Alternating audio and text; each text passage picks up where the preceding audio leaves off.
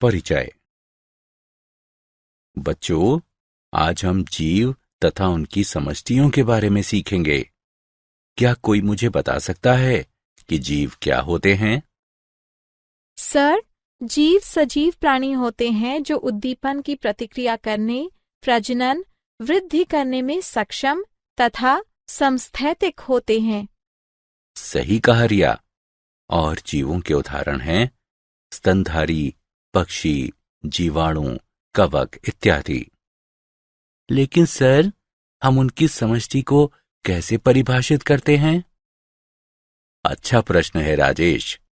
हम जानते हैं कि जीवों की समष्टि में कुछ विशेषताएं होती हैं। इन विशेषताओं के आधार पर हम जीवों की समष्टि को परिभाषित करते हैं। इस पाठ में आप जीव तथा उनकी समष्टियों के बारे में सीखेंगे।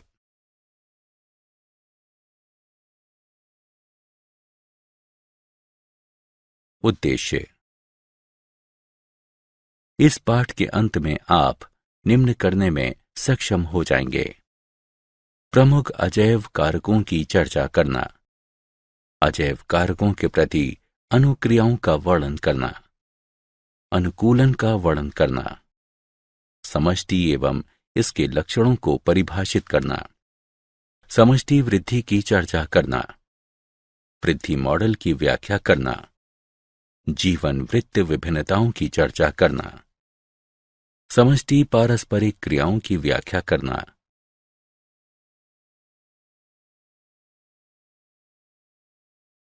जीव और इसका पर्यावरण। प्रकृति में दो संकुल हैं, अन्योन्य आश्रित पारस्परिक अभिक्रिया और परस्पर संबद्ध संस्थाएं, जीव तथा पर्यावरण। जीव केवल उपयुक्त वातावरण में जीवित रह सकते हैं, एक दूसरे को प्रभावित कर सकते हैं तथा पर्यावरणीय कारकों के पूर्ण संकुल द्वारा प्रभावित हो सकते हैं।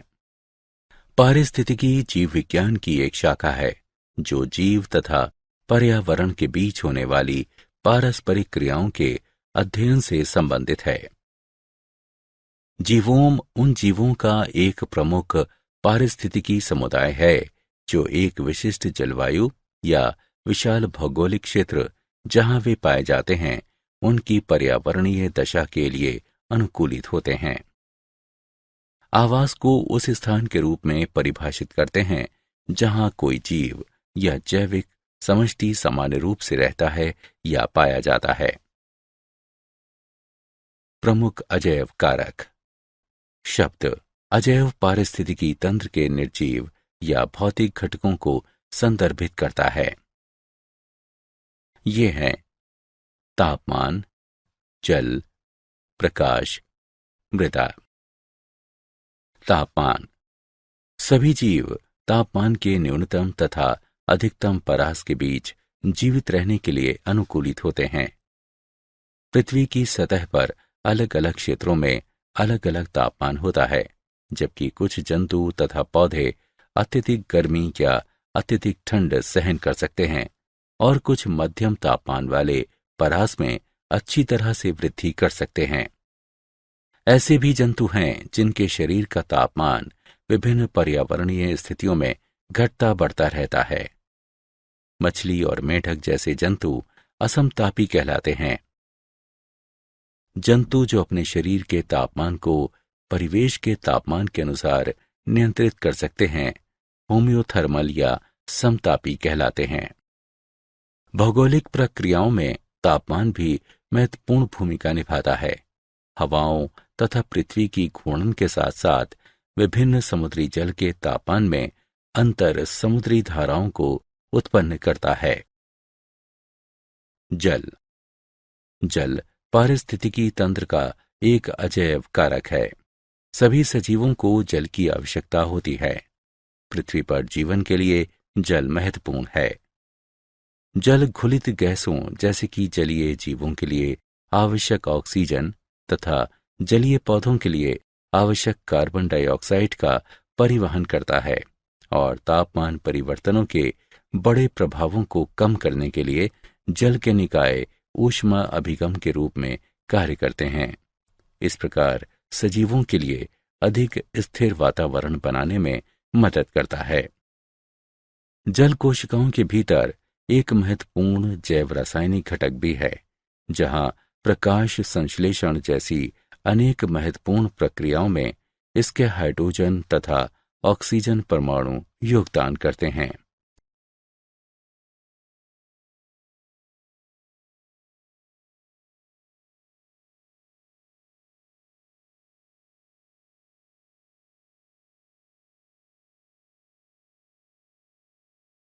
प्रकाश प्रकाश जीवों की ऊर्जा का मुख्य स्रोत है।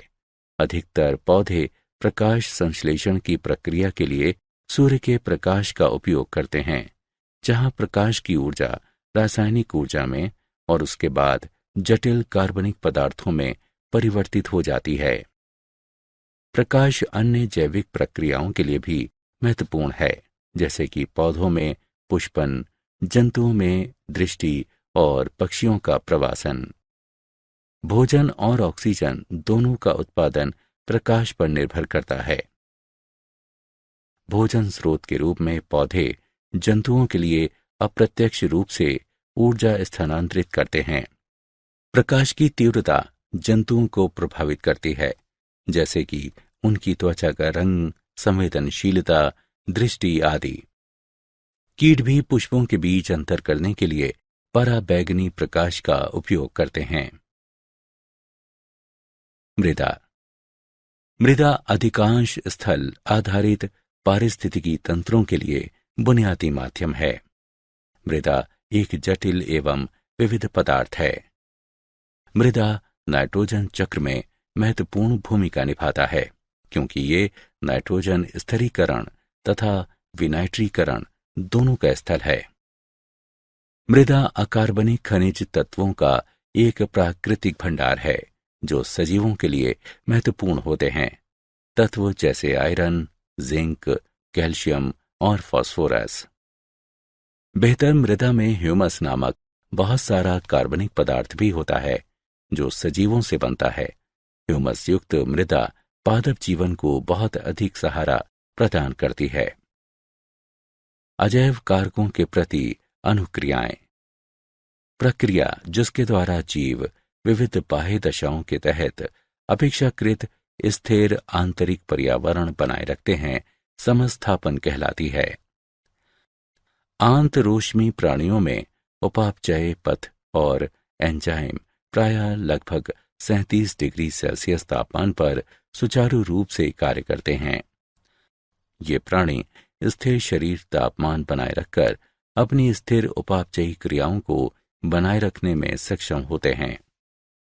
ये गर्मियों में अपने शरीर से जल के वाष्पीकरण के माध्यम से तथा सर्दियों के ठंडे मौसम में फर, पिच, वसा की उपचर्म परत आदि की रोधी क्रिया द्वारा किया जाता है। इस प्रकार अंतरोष्मी प्राणी ऊष्मा की क्षति को कम करने के लिए विभिन्न प्रकार के अनुकूलन प्रदर्शित करके ठंडी स्थितियों में भी सक्रिय बने रहने में सक्षम होते हैं।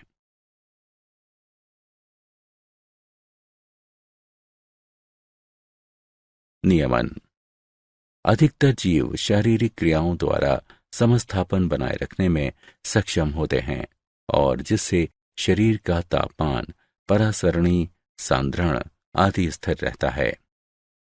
अधिकतर स्तनधारी मस्तिष्क में पाई जाने वाली हाइपोथैलेमस नामक ग्रंथि के द्वारा शरीर का तापमान नियंत्रण करते हैं।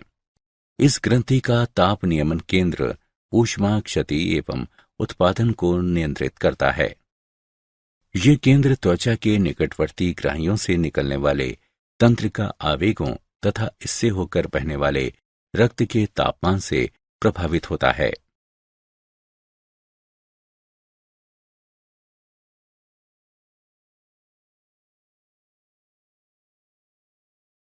समरूपण जंतु या पौधे जिनके शरीर के भीतर की कुछ दशाएं बाह्य परिवर्तनों के साथ बदलती रहती हैं, समरूपी कहलाते हैं। अधिकतर जंतु और लगभग सभी पौधे एक स्थिर आंतरिकी पर्यावरण नहीं बनाए रख सकते। उनके शरीर का तापमान परिवेशी तापमान के साथ बदलता रहता है। जलीय जंतुओं में शरीर के तरल की परासरणी सांद्रता परिवेशी जल की परासरणी सांद्रता के अनुसार बदलती रहती है। ऐसे जंतु परासरणी समरूपी कहलाते हैं। ताप नियमन ऊर्जा के संदर्भ में एक खर्चीली प्रक्रिया है। ऊष्मा क्षति या लाभ सतही क्षेत्र का कार्य है और इसलिए छोटे जंतु ध्रुवीय क्षेत्रों में नहीं पाए जाते हैं। प्रवास। इस क्रियाविधि द्वारा जीव दबावपूर्ण आवास से अस्थायी रूप से अधिक अनुकूल दूसरे आवास में चले जाते हैं। व्हेल जो सबसे लंबी दूरी का प्रवास करती है ग्रे व्हेल है, जो लगभग 12,500 मील का प्रवास करती है। कीट जो सबसे लंबी दूरी का प्रवास करता है मरू टिड्डी है, जो लगभग 2,800 मील का प्रवास करती है। निलंबित। वे जीव जो प्रवास नहीं कर सकते दबाव वाले समय में अपनी उपापचयी सक्रियता को निलंबित कर देते हैं और अनुकूल परिस्थितियां आने पर अपनी सक्रियता को पुनः शुरू कर देते हैं। मेंढकों एवं कुछ सरीसृपों, ध्रुवीय भालुओं में शीत निष्क्रियता तथा कुछ घोंघों और मछलियों में ग्रीष्म निष्क्रियता आदि निलंबन के उदाहरण हैं।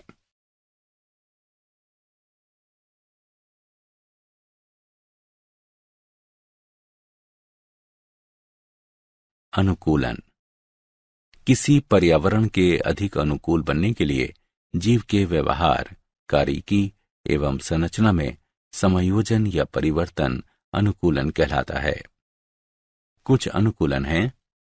सबसे महत्वपूर्ण समुदाय या कुटुंब वर्गों में एक साथ रहने की आदत। जंतु समान प्रजाति के अन्य सदस्यों के साथ समय बिताकर बहुत सारा लाभ प्राप्त कर सकते हैं।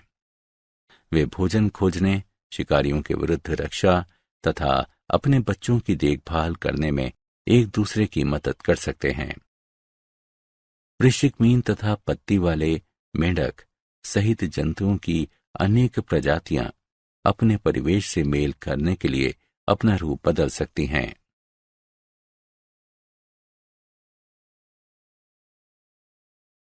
मरुस्थलीय पौधों में अनुकूलन। कुछ पौधे जो गूदेदार कहलाते हैं अपने तने या पत्तियों में जल संचित करते हैं। कुछ पौधों में पत्तियां या छोटे मौसमी पत्तियां जो केवल वर्षा के बाद ही विकसित होती हैं नहीं पाई जाती हैं। पत्तियों की कमी के कारण प्रकाश संश्लेषण के दौरान जल की हानि कम होती है। जल अवशोषित करने के लिए लंबे मूल तंत्र व्यापक रूप से फैलते हैं या भूमि में गहराई तक जाते हैं।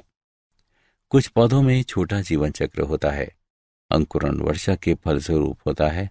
वृद्धि, पुष्पन और मृत्यु 1 वर्ष के भीतर हो जाती है।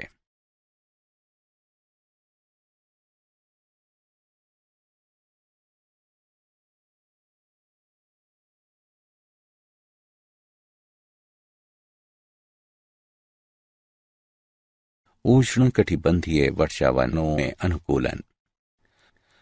उष्णकटिबंधीय वर्षावन। कुछ पौधे सूर्य के प्रकाश तक पहुंचने के लिए दूसरे पौधों पर अधिरोहण करते हैं। कुछ पौधे सूर्य के प्रकाश तक पहुंचने के लिए दूसरे पौधों पर वृद्धि करते हैं। वन के धरातल पर उगने वाले पुष्प जंतु परागण कार्यों को लुभाने के लिए बनाए गए हैं, क्योंकि परागण में सहायता करने के लिए वन के धरातल पर अपेक्षाकृत हवा नहीं होती है। चिकनी छाल तथा चिकने या मोम जैसे पुष्प पानी के बहने की गति बढ़ा देते हैं।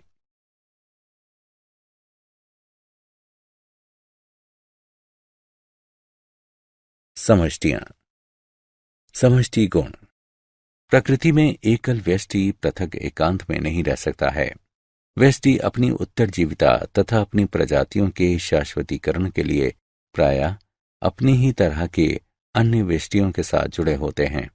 किसी स्थान पर पाई जाने वाली प्रजाति के सभी व्यष्टि समष्टि बनाते हैं।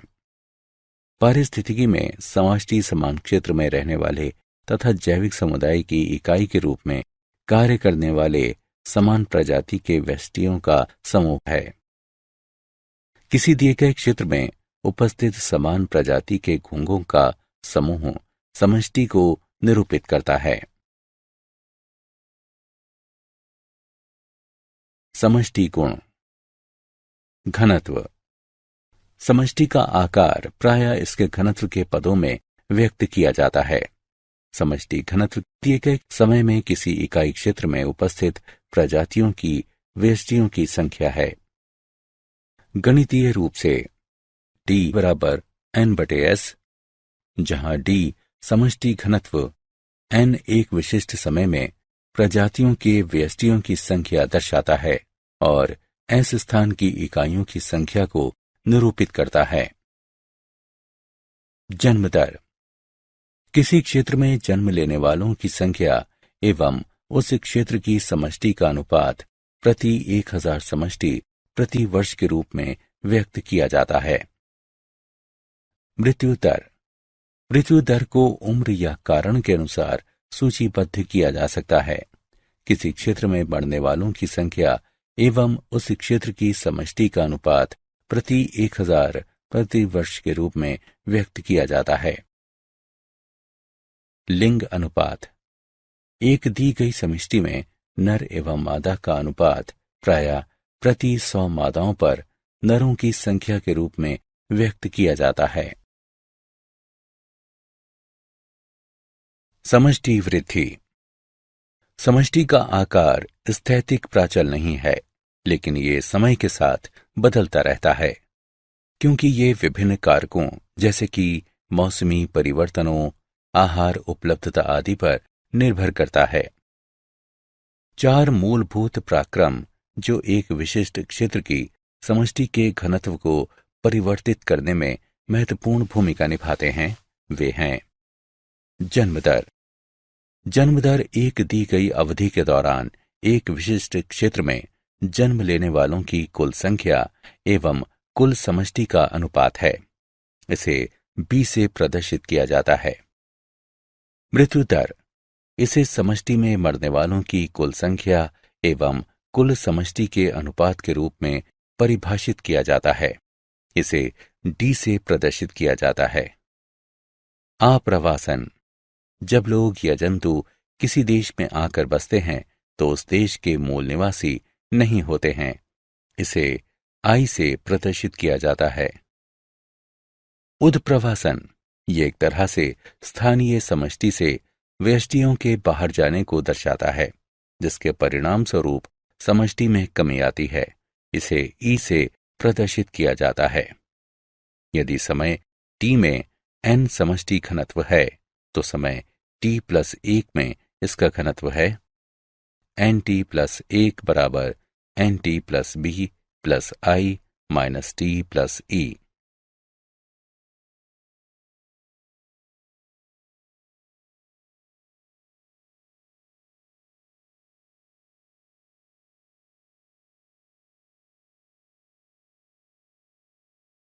वृद्धि मॉडल। समय के साथ समष्टि की वृद्धि के विशिष्ट प्रतिरूप समष्टि वृद्धि मॉडल कहलाते हैं। मॉडल 2 प्रकार के होते हैं, चरघातांकी मॉडल और संभार तंत्र मॉडल। चरघातांकी मॉडल। ये मॉडल इस तथ्य पर आधारित है कि कोई भी प्रजाति ज्यामितीय श्रृंखला के अनुसार संख्याओं में संभावित वृद्धि कर सकती है। उदाहरण के लिए, यदि प्रजाति में अनतिव्यापी समष्टियां हैं और प्रत्येक जीव R संतति उत्पन्न करता है तो NPDT बराबर 0, 1, 2 और इसी तरह आगे में समष्टि संख्या बराबर है। NT बराबर N0 गुणा R की घात T। जब T बड़ा है तो समीकरण एक चर घातांकी पराक्रम द्वारा लगभग सही अनुमान लगाया जा सकता है। NT बराबर N0 e की घात RT। यहां 3 संभावित परिणाम हैं। समष्टि में चर घातांकी तरीके से गिरावट आती है, समष्टि में चर घातांकी तरीके से वृद्धि होती है। समष्टि चर घातांकी मॉडल के अनुप्रयोग को परिवर्तित नहीं करती। सूक्ष्म जीव विज्ञान, संरक्षण जीव विज्ञान, कीट पालन, पादप या कीट संगरोध और मत्स्य पालन।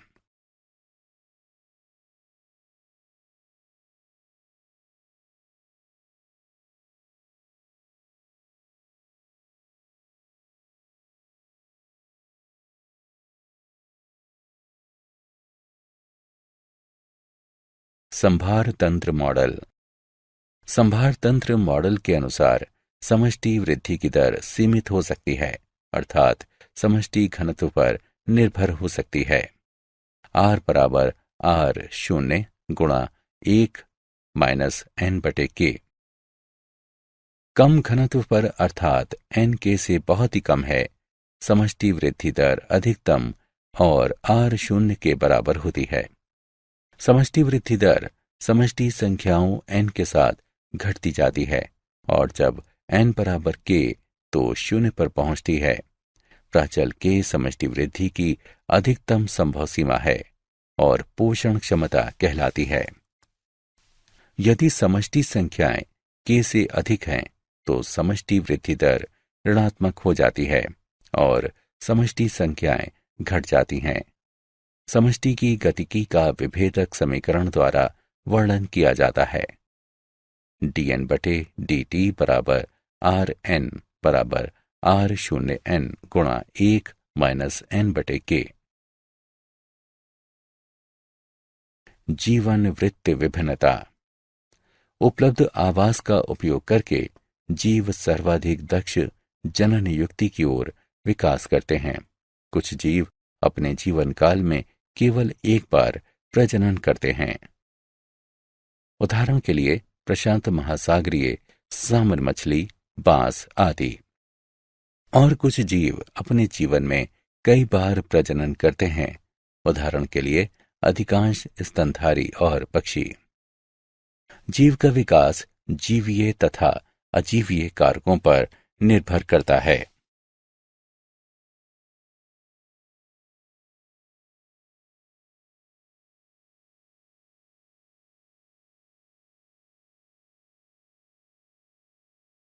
समष्टि पारस्परिक क्रियाएं। समुदाय विभिन्न प्रजातियों की पारस्परिक क्रिया समष्टियों का समूह है। जंतुओं की समष्टि एक दूसरे तथा अपने वातावरण से कई तरह से पारस्परिक क्रिया करती है। समष्टि की प्राथमिक पारस्परिक क्रियाओं में से एक पारस्परिक क्रिया अपने वातावरण तथा अन्य समष्टियों के साथ है, जिसका कारण भरण व्यवहार है। सहभोजिता दो विभिन्न प्रजातियों के बीच सहचर्य है, जहां एक प्रजाति को लाभ होता है और दूसरी प्रजाति को न लाभ होता है न हानि। अंतरजातीय परजीविता विभिन्न प्रजातियों के दो जीवों के बीच एक सहचर्य है, जहां एक प्रजाति को हानि होती है या वो मर जाती है और दूसरी अप्रभावित रहती है। प्रजातियों के बीच पारस्परिक क्रिया के लक्षण हैं परभक्षण, स्पर्धा, परजीविता, सहभोजिता, सहोपकारिता।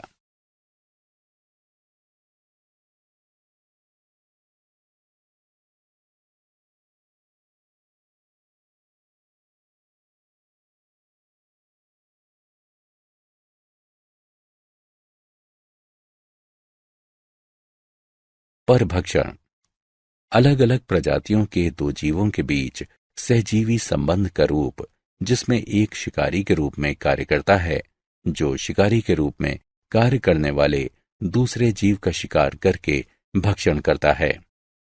परभक्षण एक प्रक्रिया है जो पारिस्थितिकी समुदायों में प्रजातियों के वितरण, उनकी प्रचुरता और विविधता को प्रभावित करने में बहुत महत्वपूर्ण भूमिका निभाता है। सफल परभक्षण शिकारी के समष्टि आकार में वृद्धि करता है और शिकार के समष्टि आकार को घटित करता है। शिकार समष्टि पर पड़ने वाले ये प्रभाव अन्य प्रजातियों की प्रचुरताओं को अप्रत्यक्ष रूप से परिवर्तित करते हैं। परभक्षण के ऐसे अप्रत्यक्ष प्रभावों का एक उदाहरण पोषणज सोपान है। पोषणज सोपान तब होता है जब पौधों या अन्य प्रजातियों को, जो शिकारी द्वारा प्रत्यक्ष रूप से नहीं खाए जाते हैं, प्रभावित करने के लिए परभक्षण सोपान के प्रभाव खाद्य श्रृंखला में नीचे चले जाते हैं। परभक्षण उन प्रजातियों की संख्या घटा या बढ़ा सकता है जो समुदाय में एक साथ रहती हैं। ये पर्यावरण की अनुकूल तथा पसंदीदा शिकार प्रजातियों की प्रतिस्पर्धी स्थिति पर निर्भर करता है।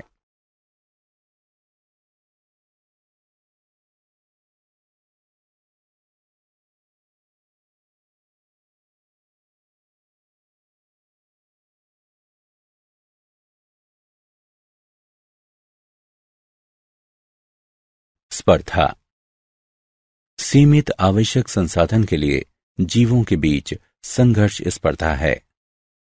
आंतरजातीय स्पर्धा तब होती है जब समान प्रजाति के जीव एक ही समय पर समान संसाधन का उपयोग करते हैं। अंतरजातीय स्पर्धा तब होती है जब असमान प्रजाति के जीव एक ही समय पर समान संसाधन का उपयोग करते हैं।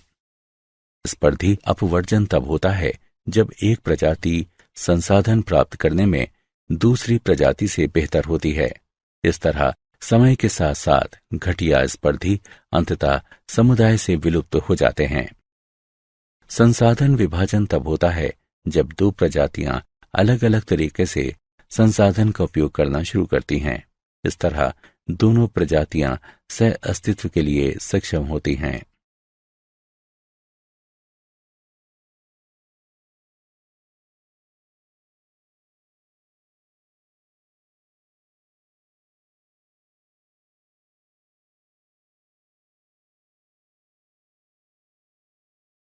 परजीविता परजीविता में एक व्यष्टि जीव परजीवी अपने पोषक से प्राप्त पोषक तत्वों की खपत करता है। फलस्वरूप पोषक का स्वास्थ्य कमजोर हो जाता है। कई स्थितियों में परजीवी पोषक जीव में रोग उत्पन्न कर सकते हैं। इस स्थिति में उन्हें रोगजनक माना जाता है। हम परजीवियों को दो श्रेणियों में विभाजित करते हैं। अतः परजीवी जीव जो अपने पोषक के शरीर के भीतर रहते हैं। अंतः परजीवी के उदाहरण हैं फ्लूक, फीता कृमि, कवक, जीवाणु और प्रोटोजोआ। बाह्य परजीवी जीव जो अपने पोषक के शरीर के बाहर रहते हैं और आहार पूर्ति करते हैं। बाह्य परजीवी में कलनी यानी टिक्स एवं जूं, पौधे, प्रोटोजोआ, जीवाणु और कवक शामिल हैं। पौधे और जंतु आमतौर पर पोषकों के रूप में कार्य करते हैं। परजीवी संचरण सभी परजीवियों के लिए पोषक एक आवास के द्वीप के रूप में मौजूद है, लेकिन द्वीप एक सीमित अवधि तक रहता है और परजीवी वर्तमान पोषक के मृत होने से पहले एक नया पोषक खोज लेते हैं।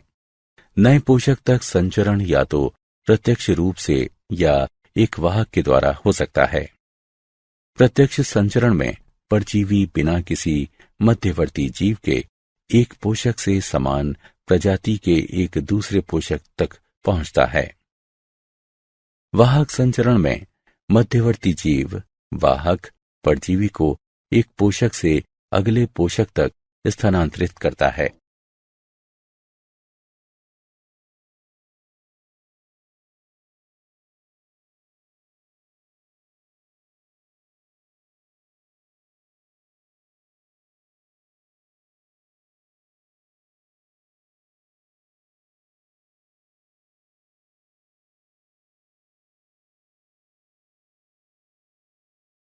सहभोजिता सहभोजिता दो जीवों के बीच संबंध है जहां एक जीव को लाभ होता है और दूसरा अप्रभावित रहता है। उदाहरण के लिए मुक्ता मीन शिकारियों से बचने के लिए समुद्री खीरे का उपयोग करती है।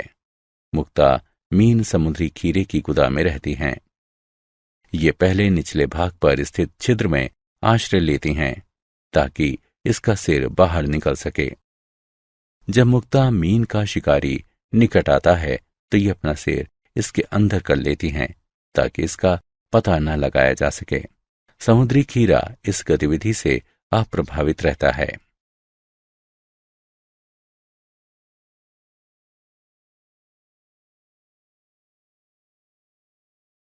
सहोपकारिता।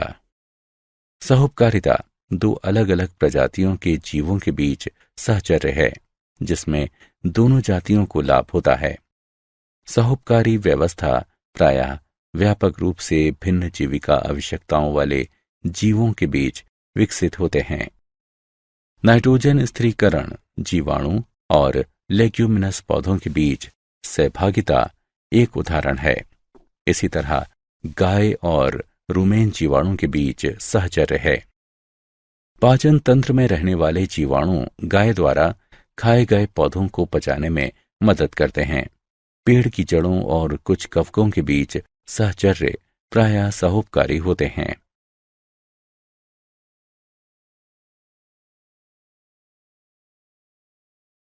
क्या आप जानते हैं कवक पारिस्थितिकी तंत्र के अलग अलग घटकों के बीच संतुलन बनाने के लिए आवश्यक हैं और जीवन के स्थायित्व एवं निरंतरता की गारंटी हैं। कुछ कवक एंजाइम और अम्ल स्रावित करते हैं जिनसे रोगों का उपचार करने में मदद मिलती है, जैसे कि पेनिसिलियम कवक जो एंटीबायोटिक पेनिसिलिन उत्पन्न करते हैं।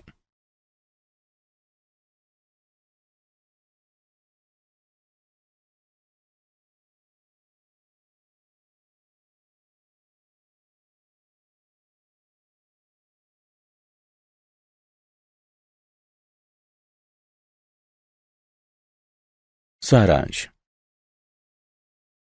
आइए हमने जो कुछ सीखा है उसे संक्षेप में दोहराएं। प्रकृति में दो संकुल हैं, अन्योन्याश्रित पारस्परिक अभिक्रिया और परस्पर संबद्ध संस्थाएं, जीव तथा पर्यावरण। शब्द अजैव पारिस्थितिकी तंत्र के निर्जीव या भौतिक घटकों को संदर्भित करता है। प्रक्रिया जिसके द्वारा जीव विविध बाह्य दशाओं के तहत अपेक्षाकृत स्थिर आंतरिक पर्यावरण बनाए रखते हैं, समस्थापन कहलाती है। जंतु या पौधे जिनके शरीर के भीतर की कुछ दशाएं बाह्य परिवर्तनों के साथ बदलती रहती हैं, समरूपी कहलाते हैं।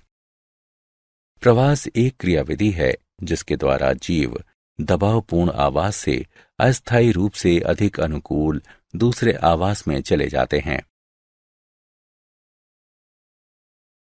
मेढकों एवं कुछ सरीसृपों, ध्रुवीय भालुओं में शीत निष्क्रियता तथा कुछ घोंघों और मछलियों में ग्रीष्म निष्क्रियता आदि निलंबन के उदाहरण हैं। किसी पर्यावरण के अधिक अनुकूल बनने के लिए जीव के व्यवहार, कार्यकी एवं संरचना में समायोजन या परिवर्तन अनुकूलन कहलाता है। किसी स्थान पर पाई जाने वाली प्रजाति के सभी व्यष्टि समष्टि बनाते हैं। पराक्रम जो एक विशिष्ट क्षेत्र की समष्टि के घनत्व को परिवर्तित करने में महत्वपूर्ण भूमिका निभाते हैं, वे जन्म दर, मृत्यु दर, आप्रवासन एवं उत्प्रवासन हैं। परभक्षण, स्पर्धा, परजीविता, सहभोजिता और सहोपकारिता प्रजातियों के बीच पारस्परिक क्रिया के लक्षण हैं।